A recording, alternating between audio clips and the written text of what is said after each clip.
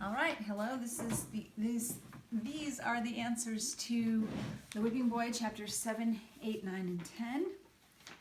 I'm using the book. It's easier to do this time. So let's do vocabulary for chapters 7 and 8 first. Number 1, I'm just going to give you the answers, kind of go through this quickly because you can always pause. Number 1, this is chapter 7 and 8. Number 1 is wrong. Number 2 is haughty. Arrogant, haughty means you kind of feel like you're better than everybody else. Number 3, ignorant means without knowledge. Number 4, calculated means evaluated, figured out. Number 5, flummox means to confuse. Number 6, flourish, ornamentation. He made a fancy design. That's what flourish is. Number 7, quill, feather. Number 8, generously means plentifully. It's a lot of. 9, mangy means shabby. 10, pesky means annoying. 11, mere means simple. If you're merely something, you're simply something. Number 12, paltry means trifling. That means like a small amount. All right, chapters 7 and 8. Why were Billy and Cutwater convinced Jemmy was a prince? Well, he spoke like a prince. I want to get ahead of myself here. Let me double check. I think in this chapter he could write, and the prince couldn't write. And they knew princes were educated, so they're now thinking that Jemmy's the prince. And then number 2 says, analyze Prince Brat's reaction to the mistaken identity. He is very arrogantly like, oh, I'm your prince. How could you think this lowly peasant is a prince? So he is quite frustrated and arrogantly angry about it. He's very angry for being mistaken for a whipping boy. In chapter 8, number 1, why was Billy so sure that the king's soldiers would not discover them in their hideout? Because they were thick in the forest, and he says even rabbits can't find their way here. And then number 2, give examples of Jemmy's princely demeanor. Well, Jemmy, and I like their answers that they have. Jemmy acted like a prince. He acted arrogantly. He gave orders. He could write. And he signed the note with a flourish. And that's the way kings should have written. All right, chapters 9 and 10. This is vocabulary, 9 and 10. Number 1, assumed means you just kind of take something for granted. You figure it. Number 2, civil means polite in this story. Number 3, cloven means split, like a cloven hoof. Number 4, decisive, able to make a quick decision. Number 5, fuming means angry. 6, grub. I believe it's used 2 ways in this book. One is an actual grub, like an insect or a maggot or a worm or something, and then to grub for your food means to search for it, and then grub can also mean just food. Number 7, impatience, can't wait for something. Number 8, leery, you're cautious, you're wary.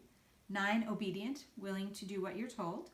10, plague is a terrible, horrible disease, and if you tell somebody, I wish a plague on you, you're kind of cursing them in a way. 11, prospect, a possibility. 12, pretense, falsehood. Ration, 13, ration, a specific portion or to be careful with things. 14, regal, royal. 15, scoffed is to say, oh, yeah, I don't think so. Jemmy scoffs under his breath, like, arr, arr, arr. And 16, varmint, small animals. Usually they're pesty animals. All right, chapter 9 and 10, discussion questions, comprehension questions. Number 1, why did Billy stop Cutwater from flogging Jemmy? Because they think Jemmy's the prince, and it's illegal to touch or hit the prince, so they don't want to get in trouble later. Number 2, how did Jemmy prove that what he wrote was accurate? Remember, he wrote a ransom note to send back to the castle? Well, he read it backwards. Chapter 10, number 1, evaluate Jemmy's idea to send the prince back to the castle with the message. This is a really good idea because it gets the prince back to the castle safely, and then Jemmy figures he can get away. Number 2, Prince Brat said, I'll deliver nothing. I won't go back to the castle. You're supposed to predict what you think he will eventually do and give your reasons. So I'll just leave that with you. If you're figuring it out, you may figure that he, I don't know if you're figuring it out yet at this point about the prince and about Jemmy. How that first they thought they really liked certain things, but now they're figuring they don't. All right, let's move on to chapters 11 and 12. Vocabulary. Angling, scheming. 2, confound, confuse. 3, defiant, resistant. 4, dodge, avoid. 5, dunce, a stupid person. 6, fathom, understand. 7, gleeful, joyous. 8, greedy, piggish. 9, imposter, pretender. 10, muddled, befuddled. So what do muddled and befuddled mean? Confused. 11, parley. That's to confer. Parley, confer means to discuss, to have a discussion. Number 12, plaguey, bothersome. 13, snipe, a bird. 14, truss, tie. Like to tie up. 15, vile, disgusting. All right. Chapters 11 and 12. Chapter 11, question 1. Why did Jemmy call the prince blockhead? Do you think he had a good reason why or not? Because Jemmy has this great plan, and the prince ruins the plan. And so I think he has a good idea. Jemmy has a good idea, and the prince is unwilling to do it. However, you may discover, and you may be thinking that the prince also is trying to protect Jemmy, which he could be, because the prince is starting to realize a few things about his life. Remember why he ran away? Because he was bored. Number 2, give an example of Jemmy's quick thinking and evaluate his idea. Well, Jemmy changed the plan real quickly. He came up with a new plan real fast. He's thinking really fast. He suggests to the cutthroats that they send the horse with the ransom note. A horse can always find his way home. So he comes up with something fast. Okay, chapter 12, number 1.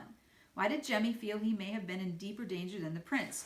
Well, Jemmy is in danger of being in trouble because of the prince. Jemmy could be whipped or even executed because they might think that he was helping the cutthroats. They're not going to believe a mere whipping boy because who's someone who wanted to escape. So he's always been in more danger than the prince. And then number 2, explain and judge the author's title for this chapter. Well, the title is Wherein Jemmy is Betrayed. The prince does betray Jemmy. He gives him away. And so it's a good title. Chapters 13 and 14, vocabulary. Amber, it's a deep yellow color. 2, barnacle. A barnacle is a sea creature, ocean creature that clings to something else. So if you stick to someone like you're stalking them, you're kind of a barnacle. Number 3, betray, to give someone away. Number 4, bristled, it means to get angry. 5, dismiss, send away. 6, foliage, bushes, shrubbery. 7, glimpse, a quick peek of something, just a quick glance. 8, jangling, and that's a noise like you've got coins in your pocket, jangling. They jingle around. 8, 9, pondered, thought about. 10, reckon, think, like I reckon it's cloudy today. I think it's cloudy. 11, resentment. It's almost jealousy, almost envy. When you resent something somebody says or does, you're angry about it, and it's often for the wrong reasons. Thoroughbred. Okay, Jemmy is called a thoroughbred of the streets. A thoroughbred is someone who is extremely accomplished at something. So Jemmy really knows how to live in the streets, so he's a thoroughbred of the streets. They're not using it as a thoroughbred like a horse, but a thoroughbred horse is an excellent, superb horse. So if you are a thoroughbred of something, you are excellent and superb at that thing. Chapters 13 and 14.